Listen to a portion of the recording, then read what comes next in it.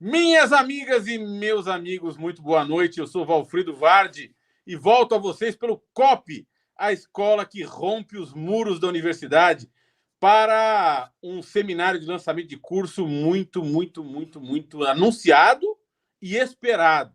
Nós tínhamos mais de 300 pessoas esperando para ingressar nessa sala de transmissão. Hoje nós vamos lançar um curso que é importantíssimo, que é fundamental. Desde garoto, eu nutri a esperança de um dia lançar um curso como esse. Um curso que ensinasse direito para os fins da cidadania.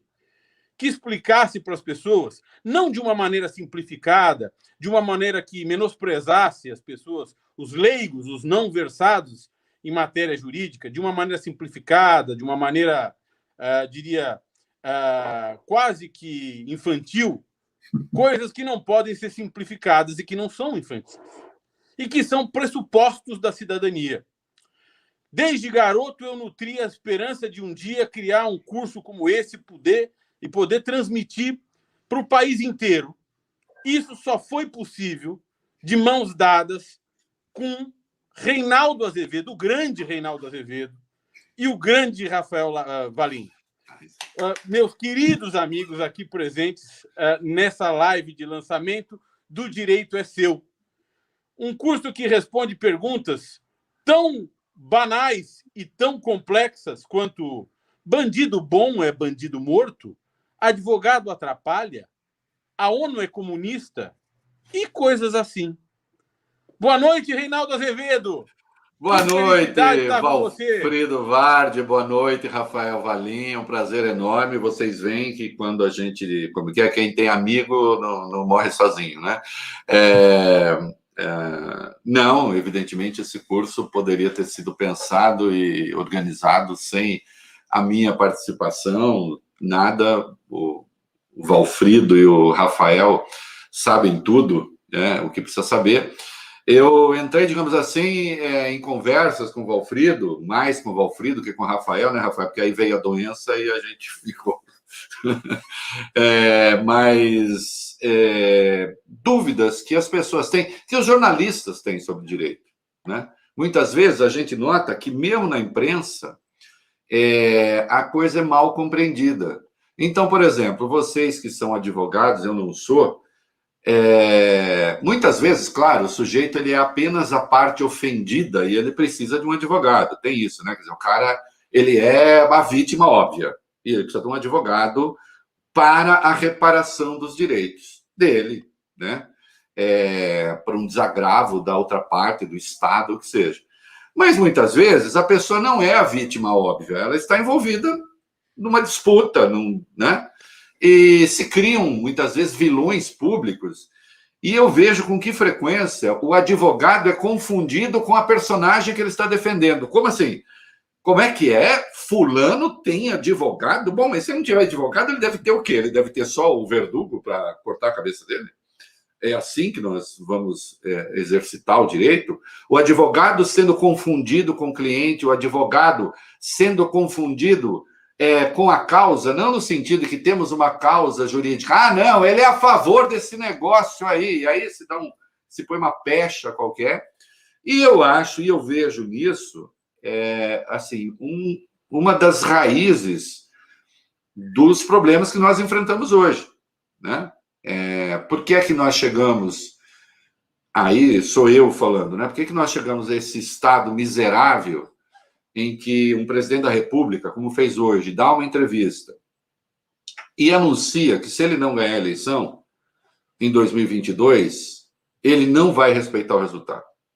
E ele diz mesmo, nós não vamos aceitar, né? Por que nós chegamos a esse estado de coisas, né? Nós chegamos a esse estado de coisas porque se instaurou no país um espírito contra o próprio Estado de Direito, contra o próprio Estado legal. E ser contra o Estado legal aí poderia ser o seguinte: bom, eu não gosto dessa lei, eu quero mudá-la. Eu acho que tem que fazer uma emenda para a Constituição, isso aqui está errado, isso aqui não está bem. Nós temos caminhos para fazer essa mudança, que passam, inclusive, né? Eu estou cada vez mais sensível a isso, meu amigo Valfrido ajudou nisso, passam pela mobilização da sociedade. Ué, vai lá, pede. Você quer mudar? Pede. Ocupa a rua. Respeitando as regras do jogo democrático, então vamos mudar. Não, partiu-se para a depredação do próprio sentido de ordem democrática e de Estado de Direito. E quando é vale tudo, bem, no vale tudo, aí nós estamos lá com o Leviatã, né? No vale tudo, aí o homem é lobo do homem e o mais forte prevalece. E aí nós temos uma sociedade de milícias, né? Então, literalmente, quem pode mais chora menos. Quem pode mais faz o outro chorar. Né? E esse espírito se instalou no país, muitas vezes por incompreensão também da minha profissão, da profissão a que eu pertenço, que é o jornalismo. Né? Quantas vezes nós vimos direitos sendo flagrantemente agredidos em nome de uma causa boa, né? Combater corrupção não é uma boa coisa, obviamente. Agora, é preciso saber, para você exercitar o combate à corrupção, quais instrumentos você vai usar, né? Aí uma frase que é minha, né? Os meios, eles qualificam os fins também, né? A depender dos meios que você use, os fins estão absolutamente comprometidos, né? Então, não só não pode ser, né? Os fins não podem justificar os meios, o que eu brinco, Maquiavel nunca escreveu isso. Algum idiota pode ter escrito, Maquiavel não escreveu. Né? Isso não está no Príncipe. Né? O que está lá é o seguinte: quando o resultado é bom, a população não pergunta quais meios foram utilizados. Mas ele diz isso em tom irônico, crítico. Né?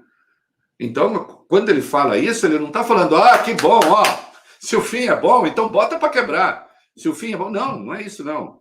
É um momento de reflexão dentro de um trecho ali, né, em que se discute se é melhor ser amado ou ser temido. Aí ele constata, quando as coisas acontecem e as pessoas gostam, elas não perguntam os meios. Mas daí ele ter dito como divisa moral que os fins justificam os meios, nunca. Isso não está lá. Né? E aí eu digo, e os meios qualificam os fins. Eles podem ser nobilíssimos.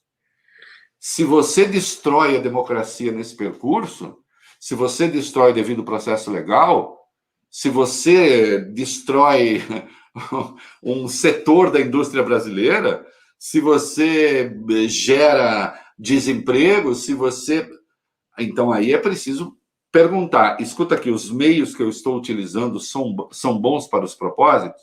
E eu não tenho dúvida de que meios muito ruins foram utilizados porque se desrespeitaram fundamentos nos quais nós já estávamos assentados. Havia uma parte boa, que era o respeito a certos fundamentos do direito, e que simplesmente se perderam nesse caminho, nesse percurso.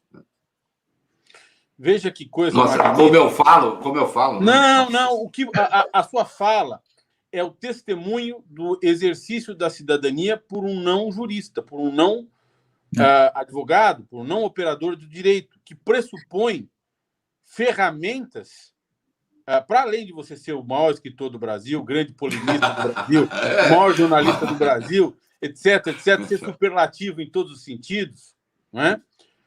Você foi amealhando com a sua inteligência instrumentos absolutamente indispensáveis para fazer reflexões sobre política e sobre direito, que são de utilidade pública para a população brasileira, para o quase milhão, ou mais de milhão de cliques que os teus artigos têm todos os dias, que mostram o brutal interesse que a população tem por temas jurídicos que são absolutamente essenciais para que a população possa exercer seus direitos, dizer que o direito é dela, né?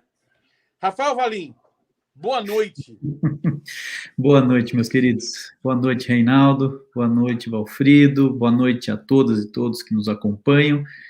Eu, além de expressar aqui a minha felicidade de participar do lançamento desse curso tão importante, eu gostaria de reiterar e reforçar isso que o Valfrido acabou de dizer, que você, Reinaldo, é a pessoa ideal, né, para coordenar esse curso, porque você encarna a proposta do curso, que é justamente a importância do direito, a disseminação do conhecimento jurídico para uma democracia.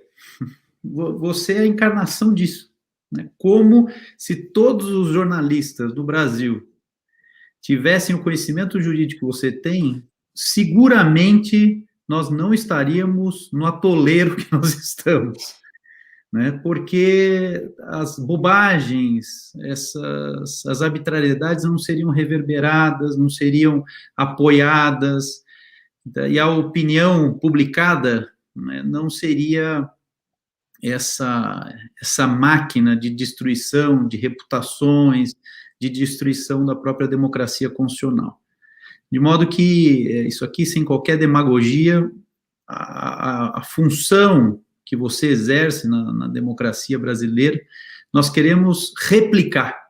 Esse curso, nós queremos que tenhamos milhares de Reinaldos Azevedos por aí, defendendo a democracia, defendendo o direito no Brasil. É isso. Olha, obrigado, Valfrido. Valfrido, acho que você está sem som, Valfrido. E isso não é coisa de comunista, viu? Isso é coisa de liberal. Exatamente. Eu acho curioso isso, né? Porque, primeiro, que nós, a hora que aqueles que forem fazer o curso vão constatar que há uma pluralidade ali de correntes de pensamento entre os professores, tomou-se também esse cuidado, porque, evidentemente, as pessoas, a despeito de se acercarem de um material objetivo, que é a Constituição, são as leis, é claro que há interpretações a respeito disso, há leituras sobre essas coisas, a partir de certos pontos de vista também, né? Eu posso, em economia hoje, ser menos liberal. Na verdade, os liberais brasileiros que temos me tornaram menos liberal. Eu vou dizer a frase de novo. Os liberais brasileiros que temos me tornaram menos liberal. Para começo de conversa, porque boa parte dos liberais que temos não são liberais, são reacionários, rematados, né? Que odeiam o povo, né? E que quando fazem aquele negócio assim, só faz conta e não se preocupa com a população. Isso pode ter uma pegada simplesmente populista, aquele negócio, o cara, em nome da população, ele frauda a matemática. Não, mas pode ser aquele também que, nas suas contas, não inclui a razão por que existem governos. Até porque empregada doméstica não precisa ir para Disney e filho de porteiro não precisa ir à universidade. Não. Exato. Por que existem governos? Os governos existem para que as contas fechem? Não. Os governos não existem para que as contas fechem. As contas devem fechar nos governos, porque senão isso custa caro à população. Mas esse não é o objetivo dos governos. O objetivo dos governos, entendo eu, é o bem-estar da população. Deve ser. Esse é o objetivo ético do poder, não é? E não a satisfação de meia dúzia, porque aí não estamos numa república, liberal ou não, né? Estamos numa oligarquia. Agora, eu vejo determinadas postulações que muitas vezes os ditos liberais brasileiros acabam assumindo, que transformam aquilo que é meio em fim. Então, vamos lá. Você ter contas que fechem, que batam, né? Isso é um meio importante para você organizar o Estado brasileiro. Agora, isso não é uma finalidade, né? A finalidade ainda é o bem-estar. E se, num dado momento, você precisa alongar, meu caro Valim, o tempo para que você chegue a essa conta que fecha, para provocar menos dificuldades e para você atender a determinadas necessidades, então que se faça isso. É para isso que existem governos, é por isso que existe um ministério, deveria existir, ele foi assambarcado, um Ministério do Planejamento, né, que se estabeleçam objetivos estratégicos, né? Então, eu, em princípio, voltando ao eixo da conversa, né, que eu dei uma derivada aqui, eu, em princípio, sou um liberal, né, e entendo que certas intervenções, por exemplo, que o Estado faz na economia são desnecessárias, não precisaria, a própria sociedade se encarregaria disso, desde que houvesse marcos regulatórios importantes, né? Então, nós não estamos fazendo um curso de direito para você aprender a ser o pequeno comunista, né, que vai... Não! É um curso de direito que está dentro dos marcos de uma sociedade aberta, muito próxima daquilo que se identificou como uma sociedade liberal e que traz críticos dessa sociedade liberal, porque ela precisa ter. Ela precisa ter. E ela não precisa ter críticos da sociedade liberal apenas como a hipocrisia que fica justificando... Não! É o vício justificando a virtude. Ela precisa ter críticos muito ativos. Porque, de fato, se você deixa o capitalismo por sua vontade, ele não vai fazer justiça social em nenhum momento. Não é a vocação dele. A vocação dele é gerar riqueza, a vocação dele é concentrar renda, a vocação dele é concentrar riqueza também. E aí é preciso que você tenha uma intervenção, né, que sim, é o Estado que vai fazer, para corrigir determinadas coisas, até para que o capitalismo possa se multiplicar. Queremos capitalismo para todo mundo, na verdade, né? Aliás, boa parte das teses comunistas, eu brinco hoje em dia, são capitalismo para todo mundo, não só para alguns, né? E aí nós temos aí uma pluralidade de professores, que é uma das coisas que me encantam nesse curso, que eu acho que vai ser muito bacana, porque não vai ser um troço fechado, olha, a partir de agora você sairá do curso pensando tal coisa. Não, você sairá do curso com um monte de informação, porque isso é muito importante para você, com um instrumental, e você sairá do curso com muitas indagações que você não tinha, né? Aliás, um dos conceitos de aprender poderia ser esse, né? O que é aprender? Aprender é ter dúvidas novas. Há dúvidas que você não tinha. Se você for aprender finlandês amanhã, depois de 10 aulas de finlandês, você vai estar com um monte de dúvidas que você não tinha sobre finlandês, né? E dúvidas menos distantes da verdade. Isso, exatamente, claro. E, portanto, à medida que você vai aprendendo coisas novas, você vai tendo dúvidas novas, né? E eu acho muito curioso o padrão de certas pessoas que se negam a aprender coisas. Claro, a gente tem algumas convicções, a gente as expressa, eu mesmo expresso. Agora, o tempo todo, eu procuro submeter aquilo que eu estou aprendendo ao princípio da dúvida, né? É isso mesmo? Será? Mas funciona? Eu dou um exemplo muito claro, Rafael. Eu bati muito na política de cotas nas universidades. Bati, escrevi muitos textos contra. E olha só como são as coisas. Os fundamentos que orientaram aquela minha crítica, eu ainda não os abandonei. A ideia da igualdade perante a lei e uma vez os indivíduos estando capacitados numa escola pública que funcione, acabou, você não tem que criar cota. Só que eu apostava que a escola pública fosse melhorar. Ela piorou. Ela piorou. A verdade é essa. O valo entre a escola pública e a escola privada aumentou. Sim. Né? Estabeleceram-se, inclusive, níveis novos de qualificação na educação para os muito ricos. Né? E mais, eu tenho números hoje, já tem uma série histórica, que pode ser avaliada, indicando que as cotas resultaram eficientes. Os alunos cotistas e os não cotistas têm praticamente o mesmo desempenho, com as exceções que estão sempre fora das curvas, de você ter gente que é cotista e que é muito melhor até do que a média de não cotistas. Mas quando você compara as médias, que é o que interessa, essas médias são quase coincidentes, né? E coincidentes muitas vezes. Então, diante da realidade, a única postura razoável de uma pessoa razoável é dizer assim, errei. Eu estava errado, as cotas funcionam. E passei a ser um defensor. Ah, mudou de ideia. Tá vendo? Sim, mas qual é o problema? Estão me acusando de ter mudado de ideia diante da evidência de que eu estava errado? Mas isso não é uma acusação, por favor, me elogiem, diz, mudou de ideia, sim, né? Em relação a essa questão, né? Tenho, sim, mais clareza, e vou tendo, à medida que o tempo passa, tenho mais clareza de questões que, para mim, não eram tão importantes ou não eram questões. Eu costumo dizer, as minhas filhas se tornaram adultas e eu virei mais feminista. Porque eu tenho mais informações sobre como opera o machismo no Brasil, por exemplo. No ambiente profissional, no ambiente escolar, né?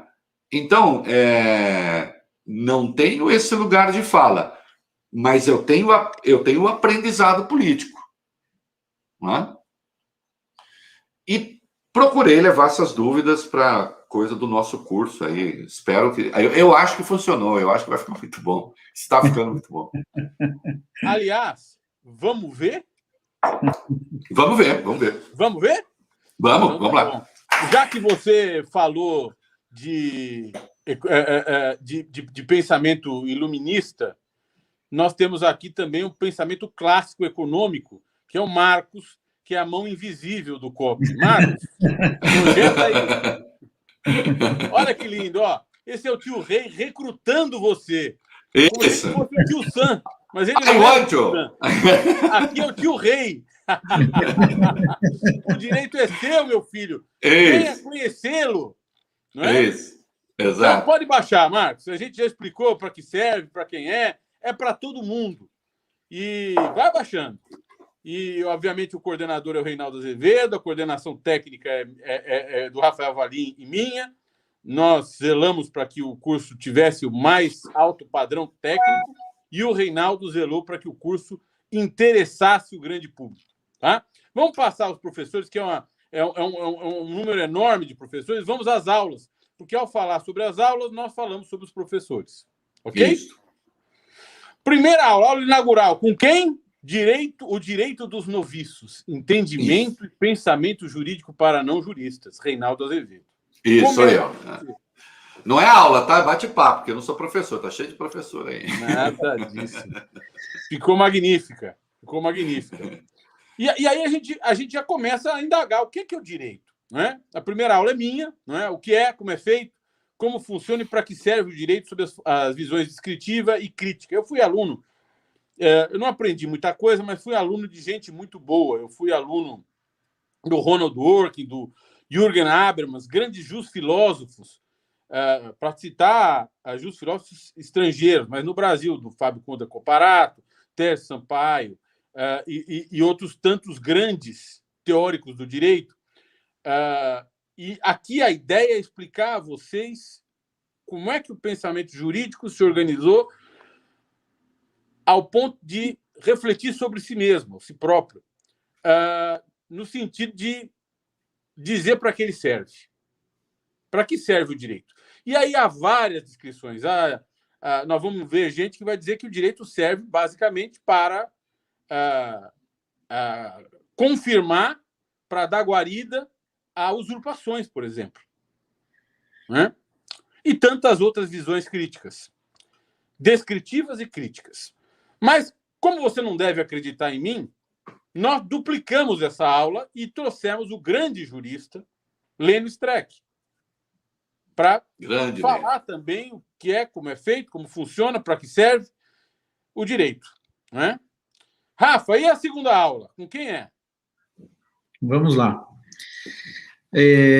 A segunda aula, inclusive, eu devo dizer que isso daqui foi uma recomendação do Reinaldo.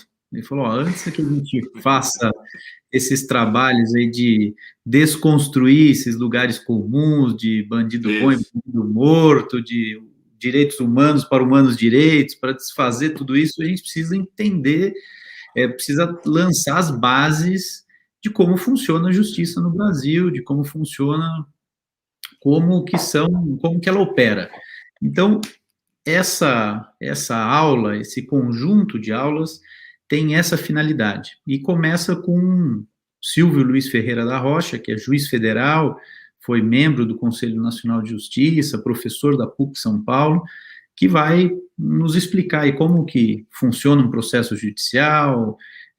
Aqui é o mesmo título, mas daí cada professor vai abordando um desses conteúdos, né? Depois temos o Daniel Aschen, que é um professor jovem, brilhante, da Federal do Paraná e da PUC do Paraná, professor de Direito Constitucional.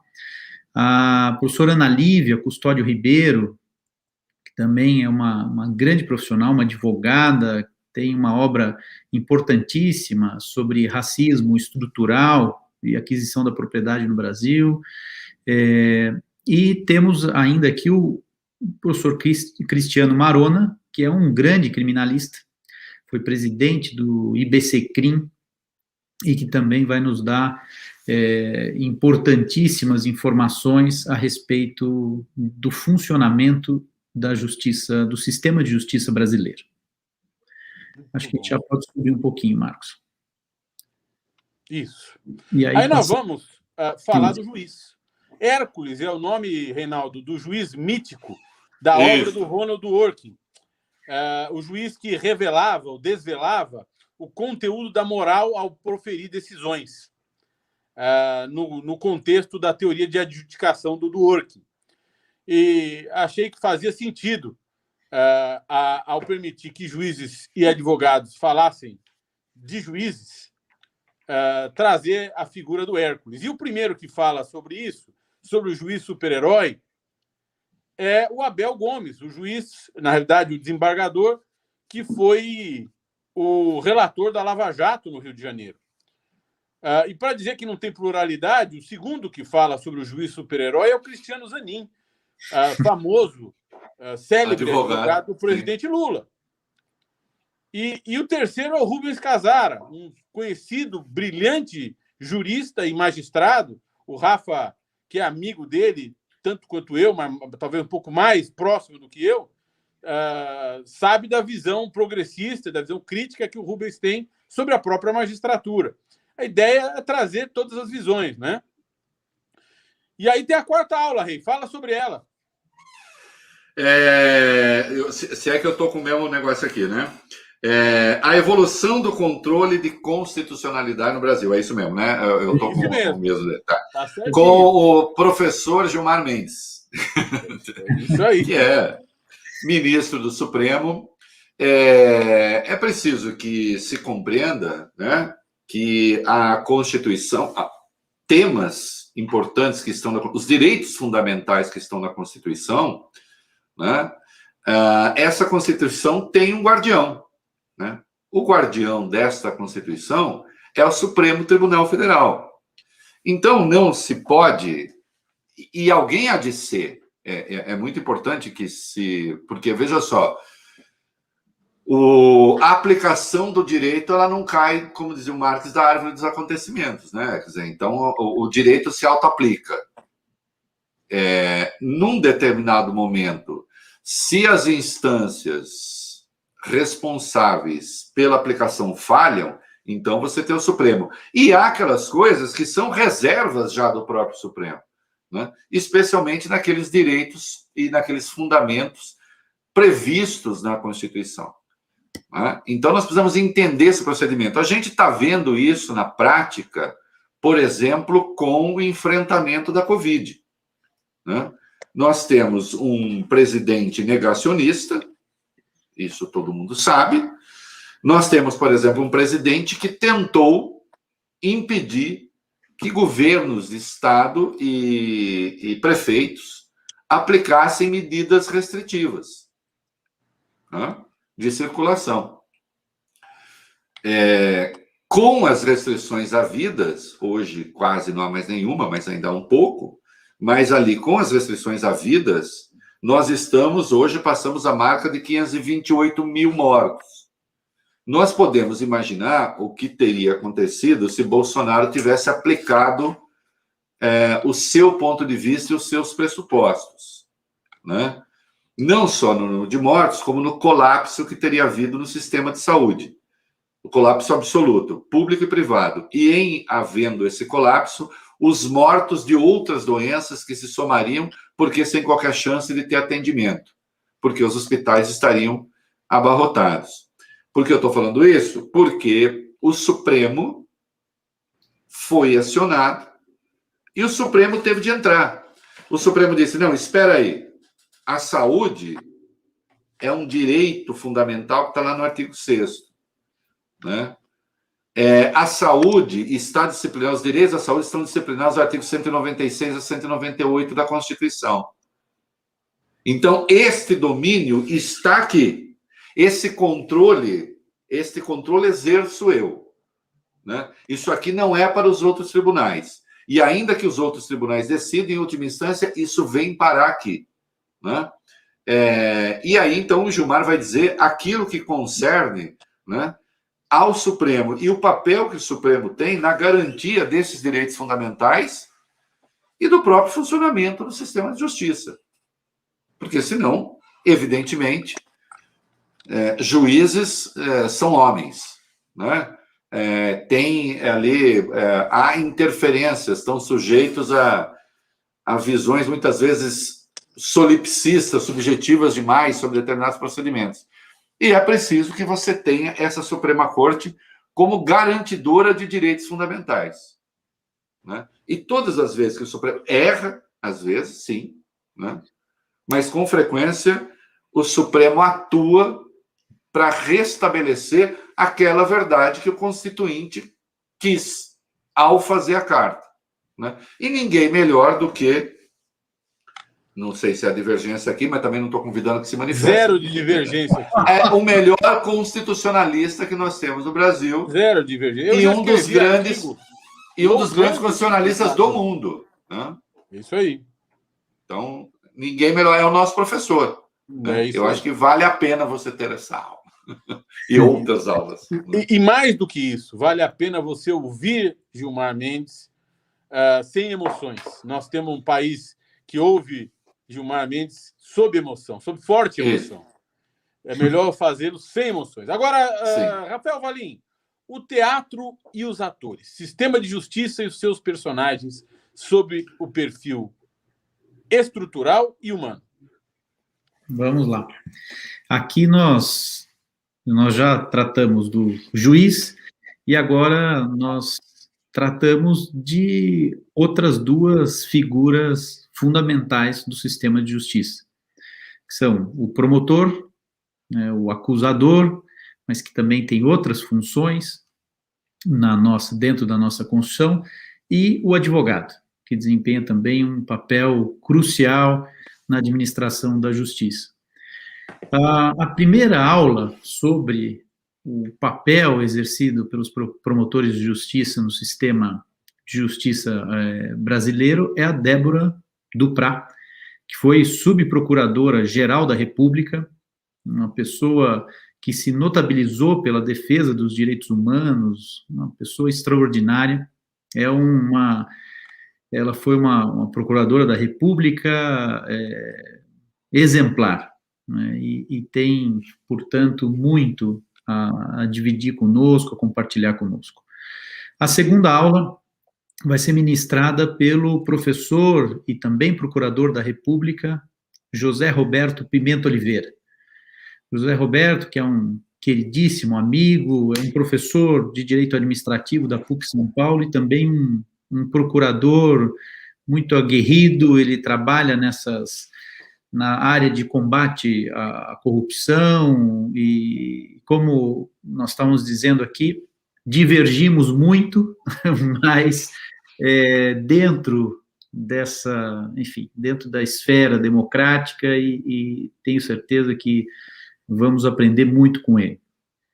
A aula 3, ainda, de um promotor de justiça, ou procurador-geral de justiça do Estado de São Paulo, o Dr. Mário Sarrubo, também vai nos dar uma visão muito, muito importante sobre o papel do promotor de justiça.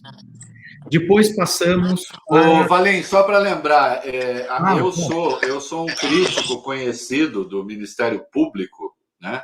Assim, crítico do Ministério Público, não, de posturas do Ministério Público, mas nós não temos nada contra, nem eu, a instituição, e a gente faz um curso para ouvir a voz dessas pessoas, né? Das boas pessoas, das pessoas que são qualificadas para falar sobre essa instituição, né? Então, notem que quando a gente fala de um curso abrangente, é abrangente mesmo. Não é assim, vai lá, são os advogados demonizando o Ministério Público. É isso aí. Não. A voz do Ministério Público está aqui. Inclusive, que se registre, Rei. É isso A mesmo. gente chamou gente que não aceitou vir e que teria toda a oportunidade de falar exatamente o que pretendia dizer. E defender suas posições. Defender suas posições.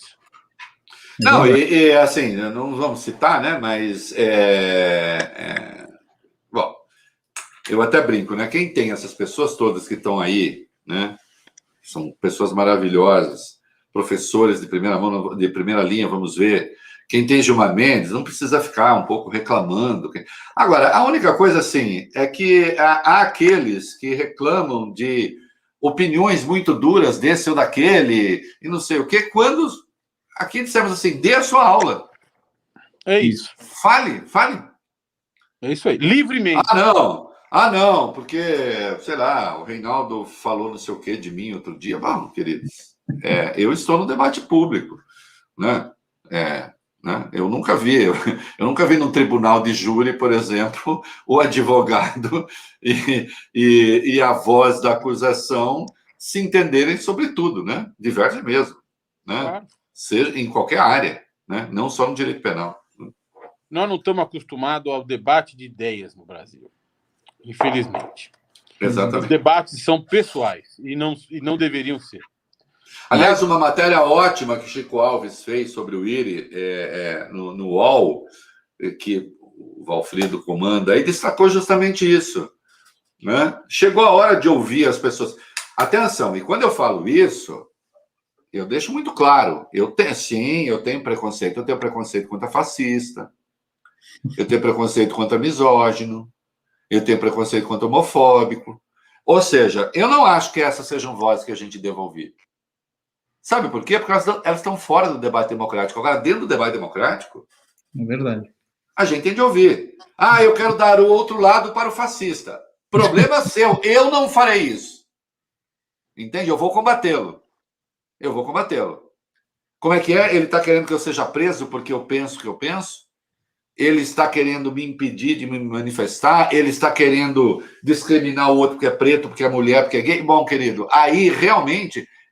Agora, não era o nosso caso aqui, não, nunca foi, né? Porque do lado de cada linha da democracia, as divergências são gigantescas, são enormes. E ainda bem, né? É uma das questões, aliás, quando se discute agora quem pode ir para a rua, quem não pode, no caso do impeachment do Bolsonaro. Bom, pode ir para a rua quem defende os fundamentos da democracia. Primeiro a gente aporta o barco, né? Depois aí a gente desce do barco e se estapeia à vontade. É isso aí. É bom não se estapear no meio do maremoto, que aí não parece ser uma boa ideia. É isso aí, Rei. A gente defende a pluralidade que pressupõe a existência da pluralidade. Não, tá aqui. A pluralidade que quer acabar com toda divergência, com todos os discursos e monopolizar todos os discursos. Há professores aí que já me criticaram duramente. Claro. E que eu já critiquei duramente. Claro. E daí? A aula é para mim? Será que... Não, e outra, a partir do momento... De quando houve o confronto até agora, será que todos nós pensamos a mesma coisa do que pensávamos antes? Monoliticamente? Quem está no debate público, e o jornalismo está no debate público, queira ou não, as posições vão se ajustando e vão avançando também, vão sendo... e princípios vão sendo lidos à luz da realidade, né? Mas isso é avanço político. Do contrário, é só estupidez sectária e atrasada que fica presa no passado. Que coisa mais estúpida do que você ser um extremista, minoritário, radical, idiota do passado? Quer dizer, as suas ideias nem sequer têm virtudes no presente. O presente nem reconhece mais a ideia, né? A hora que passa o scanner do presente na ideia, não aparece lá. A hora que faz a ressonância magnética, a ideia não aparece, porque ela nem importância tem. E a pessoa fica fechadinha ali no seu mundinho, repetindo eternamente as mesmas coisas. Né? É isso aí. Pronto, é isso já aí. interrompi a fala dos outros também, que é uma Não, especialidade, é uma especialidade minha, né? Nessa altura, quem está ouvindo, lá está o Reinaldo falando, até pelos questão de cotovelos. ordem, rei. Ordem no tribunal. Rafa, continua. Vamos lá. Não, mas foi importantíssimo isso que o Renan disse, porque... E a ideia aqui é justamente as pessoas entenderem os fundamentos a partir dos quais elas vão tirar as próprias conclusões. Então, qual é o papel do promotor de justiça? Ela vai entender por que, por exemplo, o Reinaldo criticava tanto aquela aliança espúria entre o promotor e o juiz na Lava Jato. Por que aquilo é errado? Primeiro, a gente precisa entender qual que é o papel do juiz, qual que é o papel de um promotor, por que um promotor no processo penal é parte, ele não é fiscal da lei, ele é parte no processo. Então, ele precisa ter o mesmo tratamento dispensado a um advogado. Então, tudo isso é o que vamos oferecer no curso. São essa instrumental para que as pessoas possam tirar suas próprias conclusões. Por que ele não pode, por exemplo, combinar operações com o juiz? Exatamente. Entende? Porque quando ele combina a operação, quando Rafael, eu não paro, né? Mas tudo bem. Manda me ferrar e pronto. Mas quando o procurador combina ações com o juiz, ele não está fraudando o processo legal daquela pessoa em particular.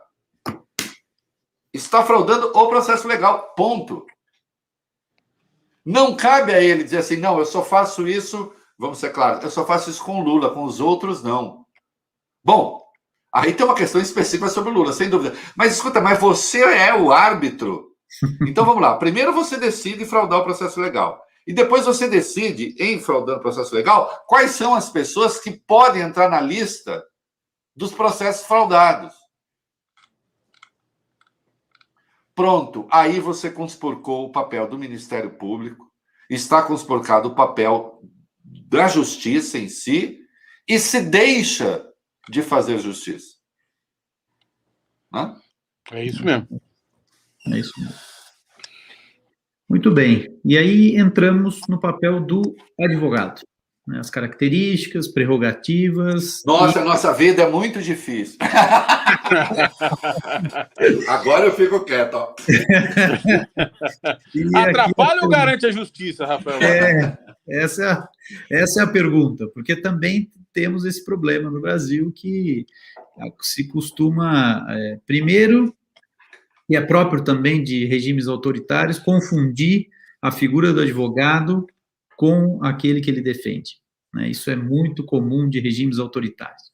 E também essa ideia que nós tivemos, sobretudo nos últimos anos, ouvimos isso a exaustão, essa ideia de que advogado só serve para atrapalhar a justiça, né? Que é preciso acabar com recurso, tudo que é defesa significa atrapalhar a justiça, como se a função da justiça fosse simplesmente condenar, e que toda absolvição seria como se fosse uma falência da justiça. Veja que é uma visão equivocada. E aqui nós temos diversos advogados, não vou dizer diversos grandes advogados, porque nós estamos aqui dentro, Walfrido, então nos acusariam de... eu ia falar isso. Eu ia falar isso. Nessa hora, não elogia, porque aí fica ruim. Durante a gente, e também tem um conflito, né? A gente só trouxe advogado para falar de advogado, né? Mas a gente só trouxe promotor para falar de promotor também. Verdade? Não, e juiz você já fez. A gente manteve o critério. Juiz manteve o critério, mantivemos. Então, aqui nós temos, em primeiro lugar, aqui a Fernanda Tortman, que é uma grande advogada criminalista e que nos dá uma belíssima aula sobre o papel. Aliás, um abraço para a Fernanda. Olha, desde Beijo, a pandemia, Fernanda! Né, a gente nunca mais se viu. Aliás, nunca mais ninguém se viu. Nunca mais ninguém se viu. Nunca mais ouvi você falar de mim. Mas eu continuei até você. Muito bem. Reinaldo, emoção pura. A segunda aula é minha, também falando sobre o papel do advogado. A terceira é do Walfrido, também falando sobre as agruras e o papel fundamental do advogado. Aí a aula cai um pouco, mas vocês se esforcem.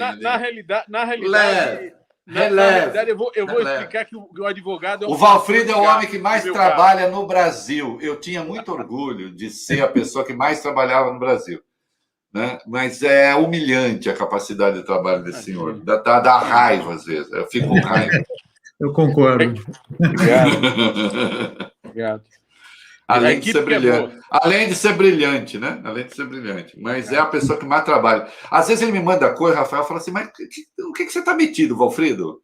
Com que tempo? Mas aparece. Tem gente que tem 48 horas no dia, o do Valfrido, por exemplo. Obrigado, querido. Depois temos o Augusto Botelho, também. Que é uma coqueluche, né? Grande, querido. Sim, sim. O Augusto, além de maravilhoso advogado, é de um galã, de ser um gatão, né? Não, galã. O Augusto é um pedaço de mau caminho. A gente não precisa poupar elogios à beleza masculina, né?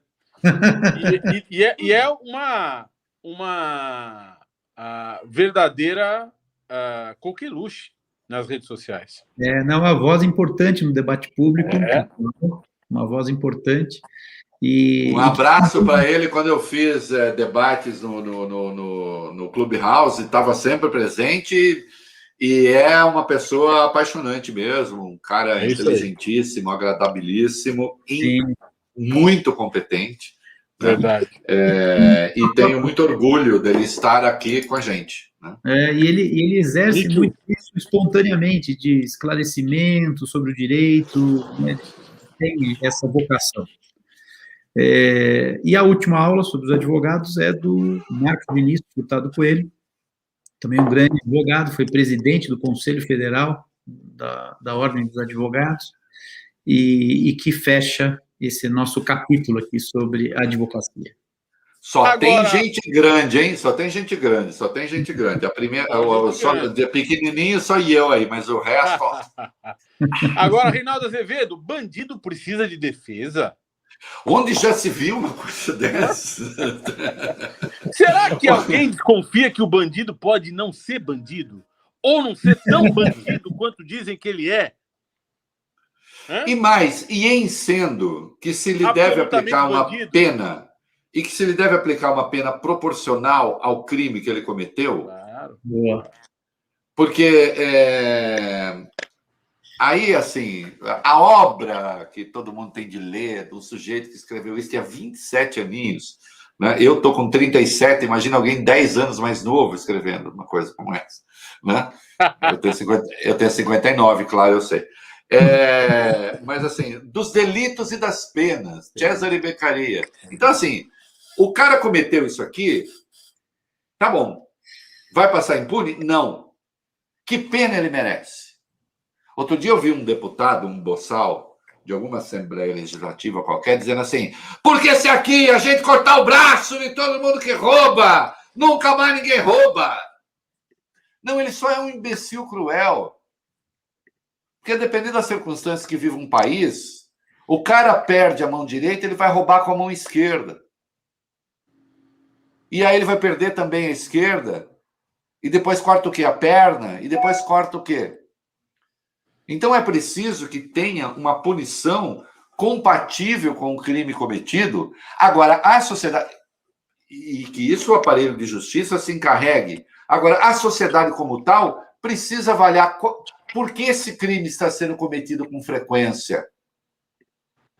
Por que se mata tanto no Brasil? Por que há tantos homicídios no Brasil? Porque nós não demos certo como civilização, é isso? É por isso que se mata uma média de 45, 50 mil pessoas por ano no Brasil? Não dá certo? Civilização tropical não dá certo? O país é muito quente, se fosse mais frio, se nós tivéssemos realmente sido colonizados pelos holandeses. Por que é que se mata tanto no Brasil? Que políticas públicas nós vamos aplicar para que isso não aconteça? Entender a natureza do crime, a natureza do criminoso. Né? E sim, o bandido precisa. Toda a pretensão punitiva do Estado contra alguém, é preciso alguém que defenda. Quando se diz defenda, não é defender o crime. É defender, muitas vezes, a punição proporcional ao crime cometido. É isso. Porque, senão, se você deixa, e aí vem o meu fundamento liberal original, né? Se você deixa, o Estado vai sempre propugnar pela punição máxima. Mate alguém ou roube um pedaço de marmelada no mercado. Entende? Esse fundamento, isto é constituição de civilização. Ou então você tem a barbárie, mas aí não é a barbárie produzida pela sociedade sem controle. É a barbárie produzida pelo Estado, que é a pior de todas as barbáries. A barbárie estatal sempre é maior e mais devastadora. O nazismo prova isso, o stalinismo prova isso. Quando é o Estado que promove a barbárie, ela sempre é mais efetiva, ela sempre mata mais. Porque ela tem mais instrumentos. E sempre o fará em nome da justiça. Então, quando você está defendendo um criminoso, um advogado defendendo um criminoso, em última instância, ele está fazendo a defesa de um fundamento humanista de civilização. Não é para deixar o cara... Toda a sociedade. Defende toda a sociedade. Não é para deixar o cara impune. É para que a pena seja proporcional. É claro que é difícil explicar isso, mas a gente tem que dar curso e tem que falar com as pessoas para que elas passem a veicular isso, para que elas passem a explicar isso. Né? Cala a boca, Reinaldo Azevedo. Deixa os outros falarem um pouco. Imagina, é isso mesmo, Rei. E Rafa, são dois temas aí dentro, né? Isso mesmo. O primeiro, está dividido aqui em duas aulas. Poder punitivo do Estado e a garantia fundamental da ampla defesa. Que tem na primeira aula aqui a Sônia Rau e a Natasha do Lago, que são duas advogadas, acho que o Valfrido até pode falar melhor que eu. Mas brilhantes. A Sônia Rau e a Natasha são brilhantes advogadas de casos célebres e são nossas vizinhas, para nossa felicidade. Exatamente. Né? Aí depois veio o Felipe Locke, que é um promotor, ex-promotor, hoje advogado, foi um promotor duríssimo, porém corretíssimo também. Aqueles caras que não aceitam brincadeira e que foi um promotor aguerrido na sua função acusatória, mas ao mesmo tempo correto. Né? E hoje é advogado, então conhece os dois lados. Né? E aí 3 aulas com o segundo tema, não é isso, Rafa? Isso. Sobre presunção de inocência, julgamentos midiáticos, a responsabilidade também em relação a esses julgamentos midiáticos. E a primeira aula é do Luiz Fernando De Lázari, que é um grande advogado paranaense, foi secretário de Segurança Pública do Paraná nas gestões do Requião, uma pessoa também brilhante que vai dar uma visão prática, né, sobre esse tema. É uma aula muito interessante.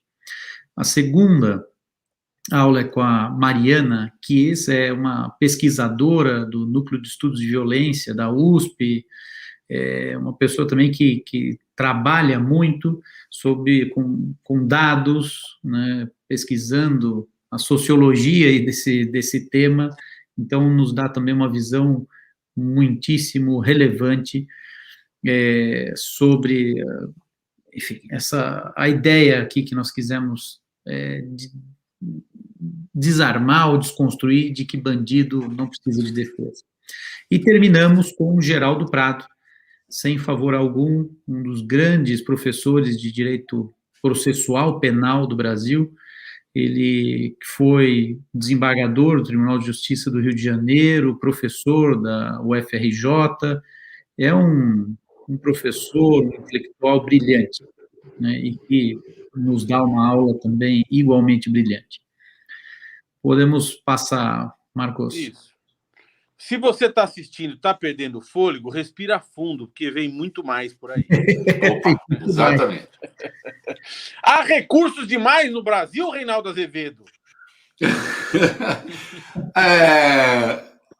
há esse entendimento, às vezes até se entende que há instrumentos que são meramente protelatórios. Agora, muitas vezes, a ideia de que há recursos demais no Brasil é de gente que está querendo encurtar demais a justiça para aplicar seu próprio senso de justiça. Né? Eu acho... Veja só, Valfredo, eu até poderia... Eu vou falar uma coisa aqui importante. Eu até poderia dizer assim, eu acho que há recursos demais no Brasil, talvez pudéssemos diminuí-los. Mas eu tenho uma pergunta que contrasta com essa, e não é uma falácia retórica. Né? Há presos demais no Brasil? Puta merda. Não pode falar palavrão, desculpa, Rafael Valim. Não, eu, inclusive, fiquei muito chocado. Agora eu não sei nem se vou poder continuar depois do puta merda. Você ter 750 mil presos por aí no Brasil, 40% deles em situação irregular. Então, assim, em havendo recursos protelatórios demais no Brasil, está valendo para aqueles que estão dentro do devido processo legal.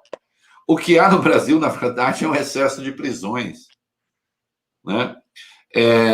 E muitas vezes, claro, quem deveria estar preso não está. E atenção, e ainda é assim porque não se executam milhares de mandados de prisão. Senão não haveria prisões. Já não há, né? São todas superlotadas. Né? Então, na verdade, muitas vezes nós deveríamos até... Quer dizer, tem muita gente aí que está precisando ter acesso aos recursos para não ser mandada para aqueles depósitos humanos que, inclusive, sustentam os chamados partidos do crime. Né? Agora, vamos discutir qual recurso não deveria haver. Né? Em que isso impede o funcionamento da justiça? Esse é um problema? É realmente o excesso de...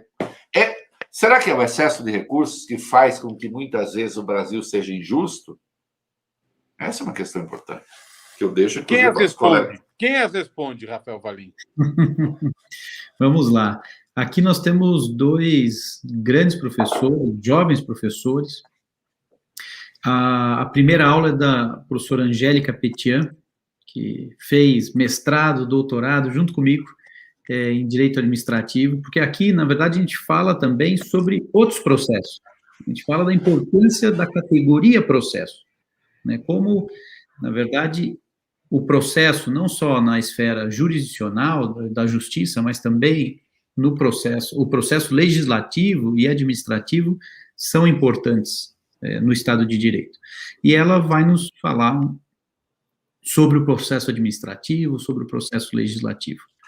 Depois, para falar sobre, especificamente, o processo judicial, e responder essa pergunta, nós temos o Jorge Zabud, que é professor da PUC São Paulo, livre-docente pela PUC São Paulo, e um dos grandes professores de processo civil, tem grandes obras publicadas, é um grande jurista.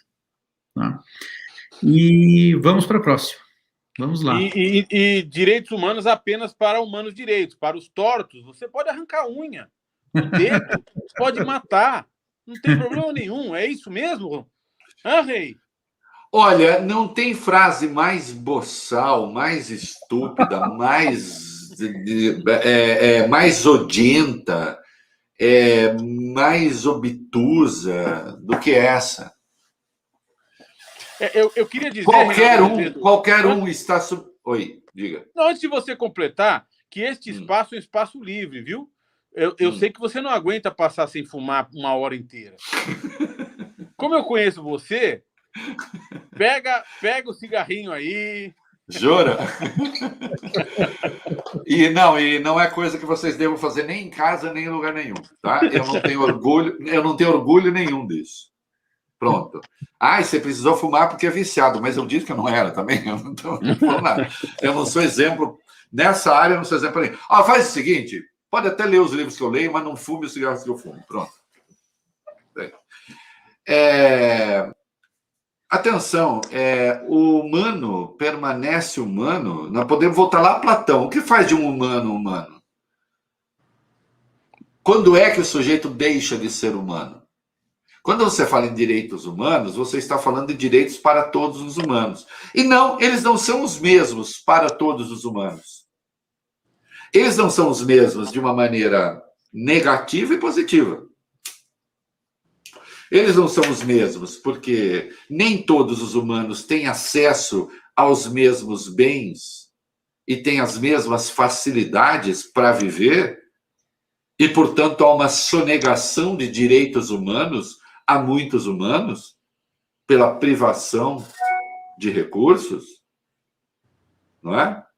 E também pela parte positiva. O sujeito cometeu crime, ele vai ter, Rafael, restrição de direitos. Ué, cometeu crimes, foi julgado dentro das regras do jogo, vai ter privação de direitos. A questão é saber, ele deve ser jogado numa pocilga? Ele deve ser tratado, eu não digo tratado como os animais, porque se eu falo isso hoje, olha como é o mundo. Se eu digo o sujeito não pode ser tratado como um animal, aparecerá um monte de gente defensora dos animais brava comigo. E com razão, porque eu também não posso maltratar os animais. O Miguelinho está aqui, ele assistiu todo o programa comigo hoje, fez programa comigo, está ouvindo a nossa conversa. Não é meu gato. Meu não, né? Eu sou o avô do gato. Amigo da Meg Mille. Isso, exatamente. Então, assim, você precisa garantir os direitos humanos àqueles que humanos são.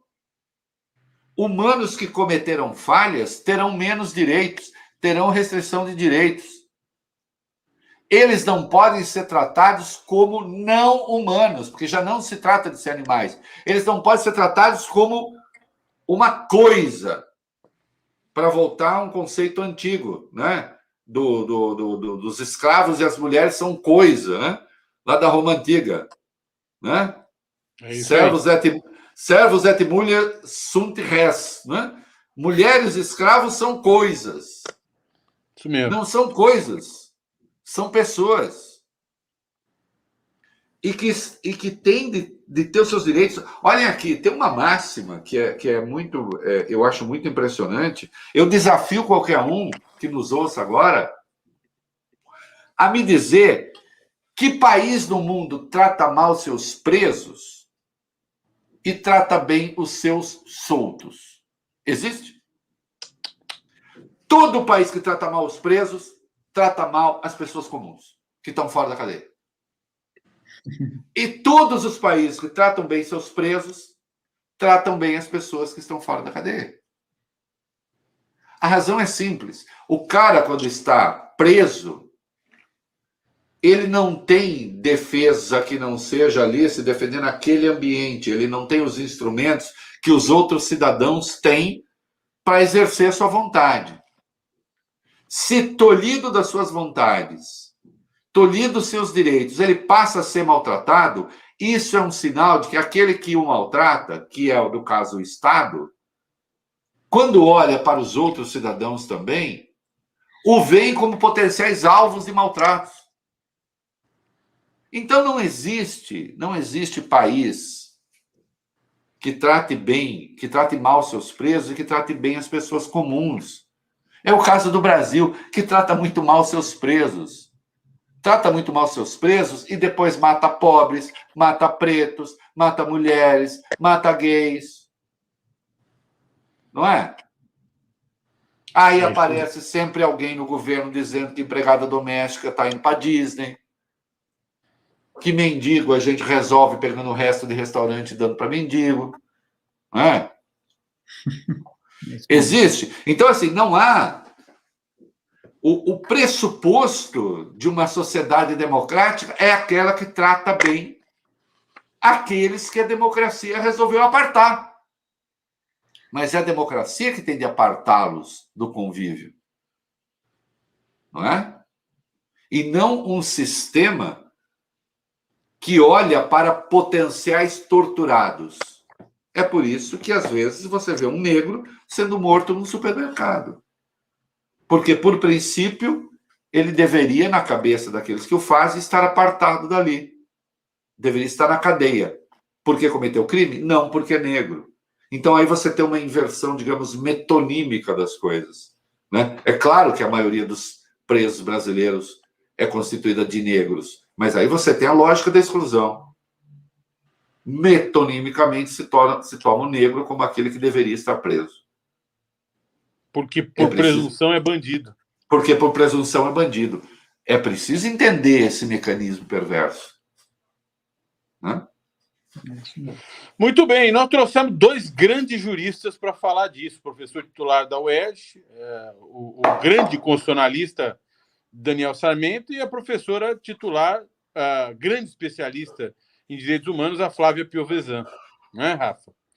E aí a aula 11, o Estado Moderno e os Direitos, que o Marcos rapidamente consertou, porque estava sem o professor aí, e eu não consigo ler, porque nem com um binóculo eu conseguiria ler. E o meu é o anterior, a versão anterior está sem o professor. Mas o Rafael Valim, que tem olhos de lince, e hoje Isso. está parecendo Al Pacino em Sérpico. Isso, exatamente.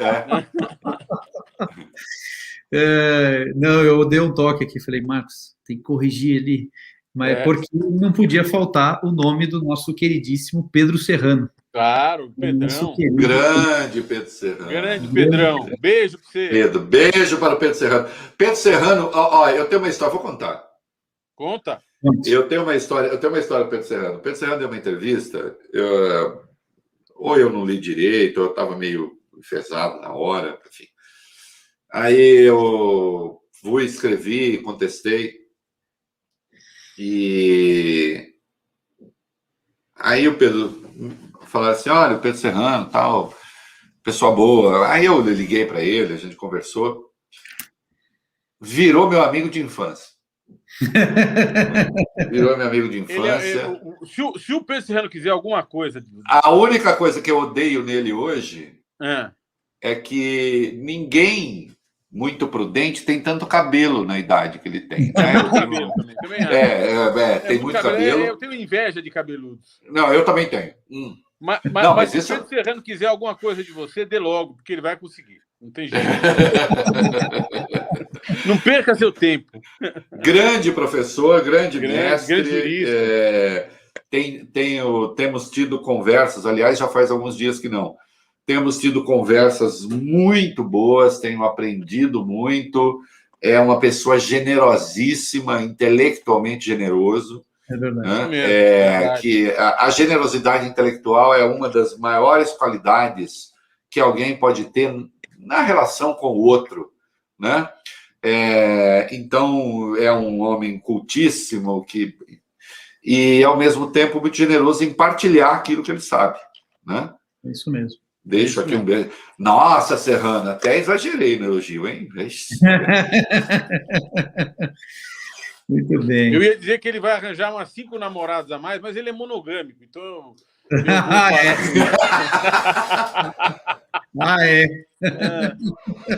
Bom, vocês estão comprometendo o cara, hein?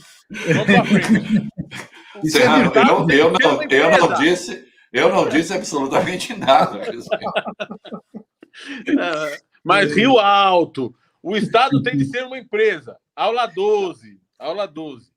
Na realidade, nós estamos na aula 12, mas já foram umas 30, porque as aulas se repetem. Não, vocês ouvirem opiniões diferentes, para não dizer que a gente está direcionando a coisa. Isso. E o papel do Estado na implementação dos direitos fundamentais, diferença entre o direito público e o direito privado, não é, Rafa? O Cláudio Pereira de Souza Neto. Isso, é um grande constitucionalista também, do Rio de Janeiro, foi secretário-geral do Conselho Federal da OAB, tem grandes obras publicadas, também um grande jurista brasileiro. Isso aí. E aí, para afirmar uma visão crítica do direito, a gente faz a... E só para lembrar, posso só botar uma coisinha? Atenção, você que acha, o Estado tem que ser maior, eu estou cansado de ouvir isso, né? Especialmente daqueles liberais brasileiros que me fizeram me afastar do liberalismo, né? Porque é um bando de babaca. A empresa, o objetivo da empresa é e deve ser ter lucro. Isso. O que ela vai fazer com isso, aí reinvestir, gerar emprego, mas ela tem de ter lucro. O objetivo de uma empresa não é ter prejuízo. Ela pode ter um prejuízo programado, inclusive.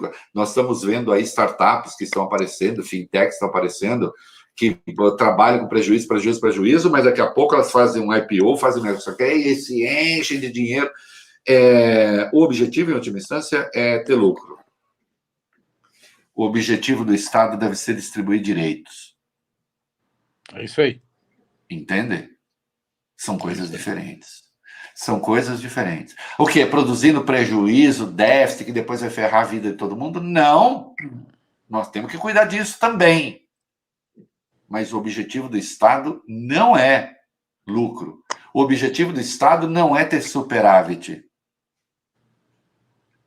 Ele é desejável. Ele é importante. Muitas vezes ele é importante, inclusive, para distribuir direitos. Mas o objetivo do Estado é distribuir direitos. Ou você tem essa consciência, ou você é um bobo que precisa fazer nosso curso, inclusive. E quem acha isso, mande fazer nosso curso para aprender. Se for bobo, pode fazer. Sobretudo, se for bobo, deve fazer nosso curso. Isso, exatamente. Mas todo mundo que fizer vai ficar muito bom. Vai deixar de ser bobo. Isso. Agora, o direito é neutro, não é? É evidente que essa é uma afirmação provocativa. O direito é neutro, que ajuda a compreender visões críticas do direito. Visões não glamorizadas de um direito objetivo, de um direito quase que robotizado, não é? Expurgado de ética, da moralidade. Né? E aí 3 grandes juristas falam a respeito desse assunto: direito e discriminação, o fenômeno de interpretação e aplicação do direito. Aliás, 2 grandes juristas e um ativista político, grande político brasileiro. O primeiro grande jurista é o Adilson José Moreira, que o Rafael deve falar melhor dele do que eu, porque publicou o Tratado de Antidiscriminação, um livro magnífico, não é? É verdade. O Adilson... Aliás, eu preciso te mandar esse livro, Reinaldo. É um livraço, chama Tratado de Direito Antidiscriminatório. É um livro único na literatura, ouso dizer, na literatura mundial. Não existe nada parecido. E o Adilson José Moreira é um mestre, doutor em Harvard, e um grande jurista, uma pessoa extraordinária, professor, enfim, e um escritor de mão cheia. A segunda aula é com a professora Eneida Desirê Salgado, professora de Direito Constitucional da Universidade Federal do Paraná, também uma grande constitucionalista e uma grande professora. Ela tem uma facilidade para dar aula, ela sempre encanta os alunos, é uma pessoa também, uma figura extraordinária. E a terceira é com o nosso querido Guilherme Boulos,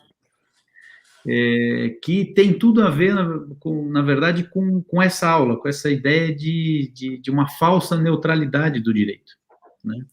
Então, vai ser muito interessante ouvir o Boulos tratando desse assunto, né? Porque, afinal, o que o Boulos faz com as ocupações e com os movimentos é buscar a implementação dos direitos, fazer descortinar essas injustiças e essa falsa neutralidade.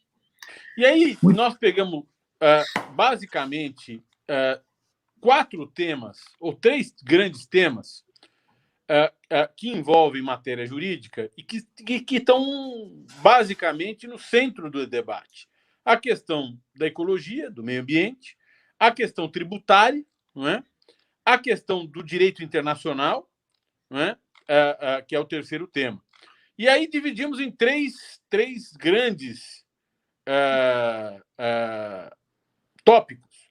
Os ecochatos, o mito do confronto entre ecologia e desenvolvimento, o leão não descansa, a ONU é comunista e tem um plano de impor uma nova ordem mundial globalista, a queda do Ernesto Araújo tirou um pouquinho do brilho desse tópico, mas ainda está valendo.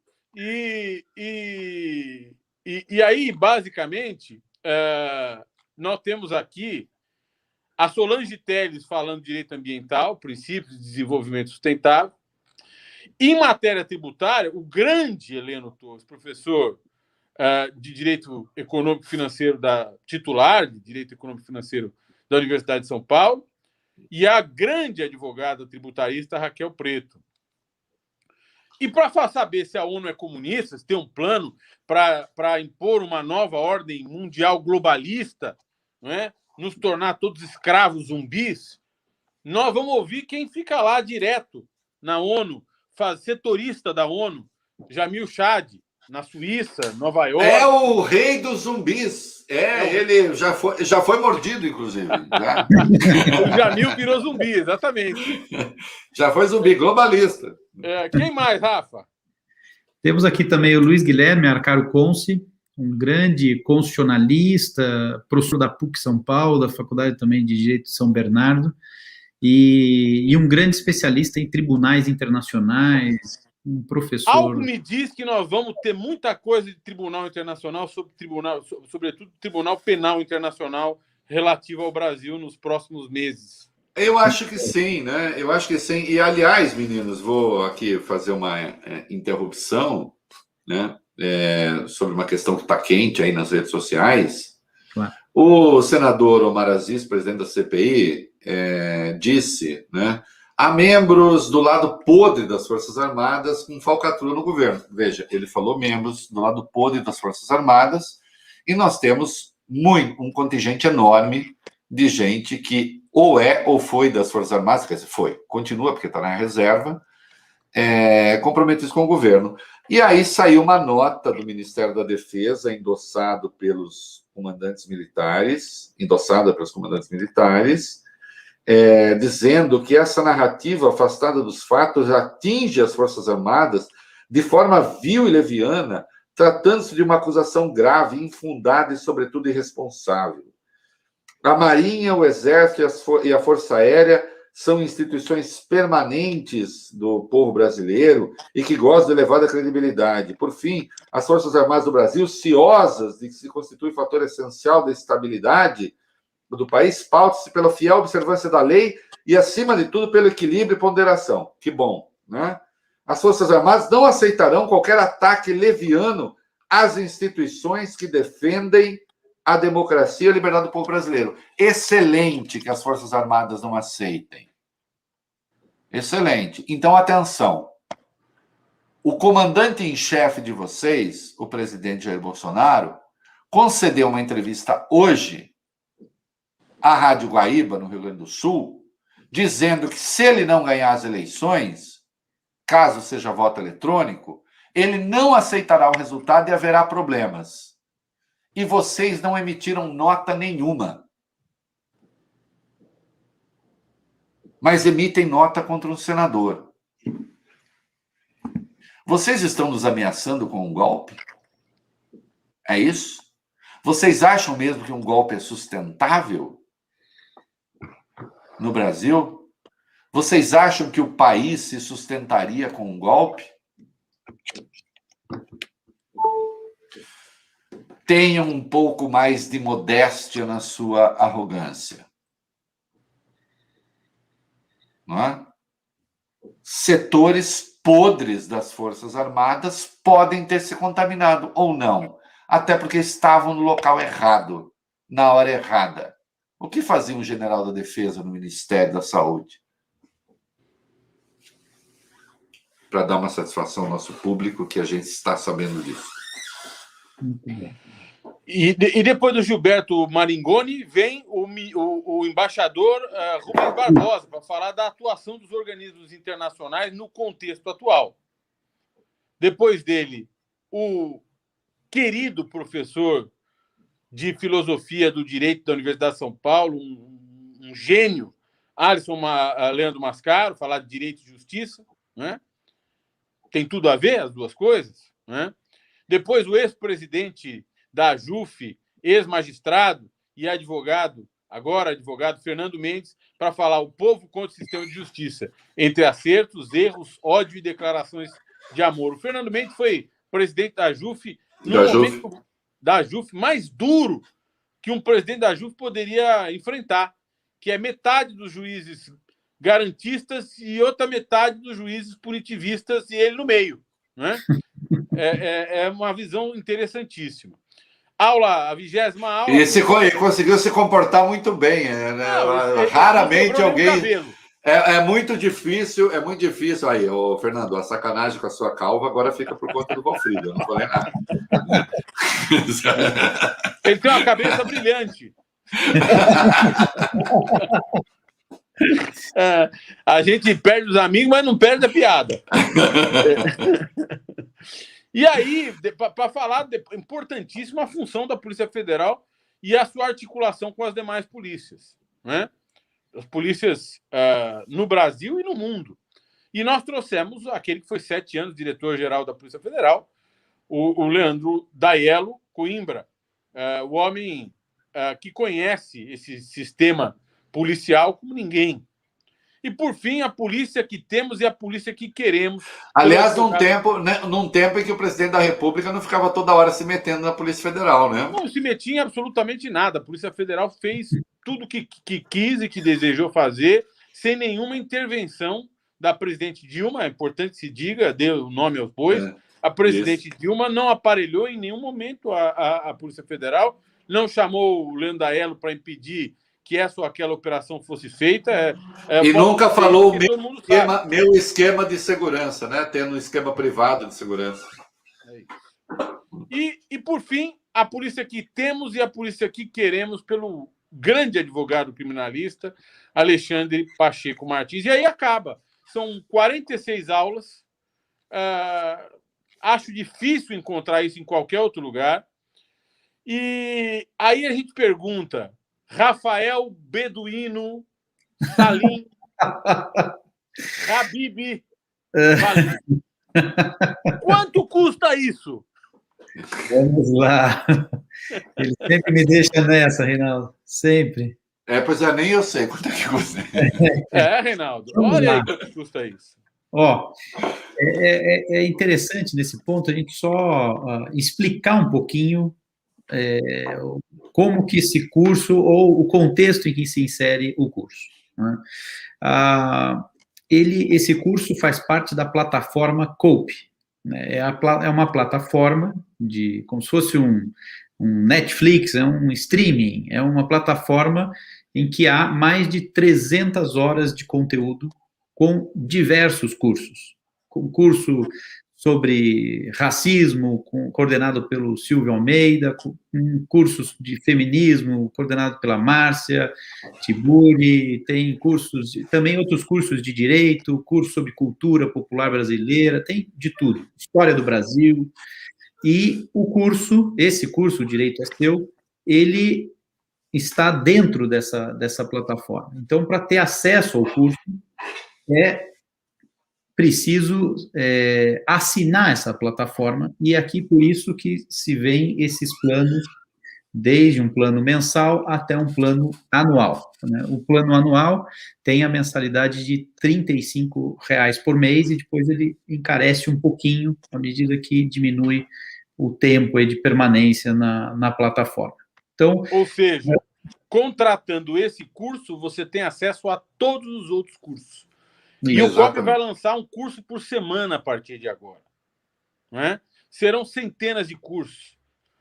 E esses são os cursos gerais, os cursos de formação humanista, aos quais se agregam cursos de formação profissionalizante, cursos especiais que poderão ser comprados de maneira avulsa, porque é evidente que nem todas as pessoas vão ter interesse naqueles cursos particulares, especiais, para aquela profissão ou para aquela função profissional ou laboral.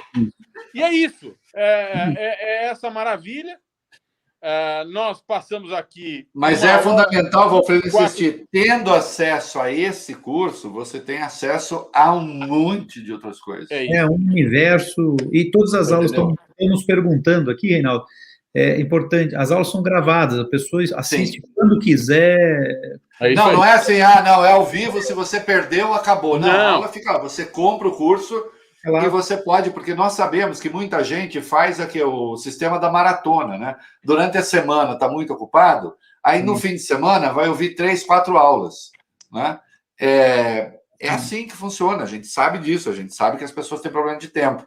Então o curso fica lá arquivado, você pode acessar. Você compra o curso, a qualquer hora você pode ter acesso às aulas, de acordo com a sua conveniência. E não só esse curso, há outros cursos. Né? Você se tornou... É muita gente boa, é muita gente boa. Você se tornou aluno e paga mensalidade, essa mensalidade caríssima. Você vai poder assistir o CIPOL, que é o curso de Introdução à Política, o curso de Racismo e Política, o curso de Sociologia pelo Mundo, com os maiores sociologistas do mundo, o curso de Impacto da Pandemia na Segurança Alimentar no Brasil e na América Latina, o curso de Feminismo para uma Nova Sociedade, o curso de Economia para pensar o Brasil, a reinvenção do direito administrativo, o curso sobre autoritarismo, o curso sobre relações Brasil e Estados Unidos, a cartilha do administrador público, entre tambores e procissões, festas e frestas da brasilidade, o curso de corrupção, o curso de filosofia, e cansei. E ainda tem muito, muito, muito, muito mais, porque o que a gente quer é criar o maior projeto de educação a partir do Brasil, de educação inclusiva, de educação para todo mundo, sem barreiras financeiras, sem barreiras acadêmicas, que ajude você a resolver problemas e a pensar o teu país, exercer seus direitos, ser cidadão de verdade e não aceitar merda de ninguém. Desculpa, falei. Exatamente. Não, é isso mesmo. E aí o cara, assim, o cara quer ter a aula dele, tem a aula dele, mas pode se juntar com os amigos, fazer uma coisa de cooperativa, assistir as aulas junto. É isso aí. Conversa, debate, multiplica esse negócio. Isso mesmo. Né? É o que a gente quer. Claro, tem um monte de gente que não quer, tem. Né? Gente que fica ameaçando a gente com golpe, por exemplo, não quer que você saiba dessas coisas. Mas nós vamos insistir. Né? E vamos ganhar. E vamos ganhar, eles vão perder. É isso mesmo. E aqui estão fazendo outras perguntas. Há certificado, depois que conclui os cursos, há certificado, o que mais? Há também alguns textos de apoio. Sim, texto de apoio. Enfim, e o curso é para o público geral, tá? Estão perguntando se o curso é para leigos. É exatamente voltado para pessoas que não têm formação jurídica. Mas aposto que vai ter um monte de advogado e operador do direito assistindo, porque você sabe que eu fui editor da revista Bravo, que foi talvez a melhor revista de cultura que houve no país. Hoje está numa versão digital, né? Hoje não tem mais contato, confesso que não sei como está, espero que esteja muito bem. Mas a gente brincava ali, né? Que a gente... a Bravo fez tanto sucesso, porque a gente dizia assim, a gente trata de Schopenhauer como se fosse Roberto Carlos, e trata de Roberto Carlos como se fosse Schopenhauer. É isso aí. O que isso quer dizer? Você não simplifica nada, apenas você pega aquilo que é complexo e se esforça o máximo possível, sem simplificar, para demonstrar que esse complexo é apreensível. E muitas vezes, né, aquilo que é aparentemente simples tem ali uma complexidade que está na filosofia, que está na literatura, que está não sei o quê. Roberto Carlos vem bem a calhar, né? Quando está lá e vi você no espelho, na distância, se perder. Tem uma metonímia, tem uma figura de linguagem complexíssima aí que você pode encontrar na literatura mais sofisticada do mundo. Né? Então, muitas vezes você encontra construções de Camões no iê. E é importante apontar isso. Então, assim, você tratar aquilo que é muito complexo e buscar no complexo o compreensível, e muitas vezes naquilo que aparentemente a gente entendeu de primeira, buscar uma complexidade que não se revela à primeira vista, mas que está dada, eu acho que aí se dá o verdadeiro aprendizado. É isso. Entende? Porque aí faz, inclusive, os mundos se comunicarem, né? O mundo da alta cultura com o nosso mundo, esse mundo que a gente vive. Ninguém vive 100% do tempo no mundo da alta cultura. Ninguém vive 100% do tempo no mundo do pensamento, da filosofia, da não sei o quê. A gente tem o cotidiano que esmaga todo mundo. Né? Fazer reflexões nesse meio é fundamental, né? Para a gente melhorar, para a gente ficar mais bacana, né? para a gente ficar mais esperto, para poder dar respostas melhores, para ficar mais generoso com os outros e com a gente mesmo. É isso aí, Rei. E agora nós vamos, obviamente, encerrar os trabalhos, porque nós estamos há 1h30 conversando. Ainda tem gente nos acompanhando? Em casa, daqui a pouco com um amigo teu, não vou dizer o nome dele, porque é mistério, tá? Meu ou do Rafael? Amigo seu, não, seu, Reinaldo Azevedo, do Rafael também. Mas é mais seu. Não vou falar. Eita porra, quem será que é? Quem é meu amigo que foi? Quem é meu amigo que anda jantando mal? Porque você sabe, né, Rafael? Você janta muito mal na casa do Valfrido. Nossa, já passei muita fome lá, muita fome. Foi uma coisa horrível. Fome, sede. Eu quase te matei uma vez, lembra? Ah, bom, isso é verdade. Eu quase te matei. Agora você vai ter que contar, né, porra? O Rei eu não sei se eu devo contar, porque se quiserem... Não, conta, ninguém vai fazer a tentativa. Eu já contei, você pode contar. O Rei, ele é absolutamente alérgico a gergelim. Gergelim.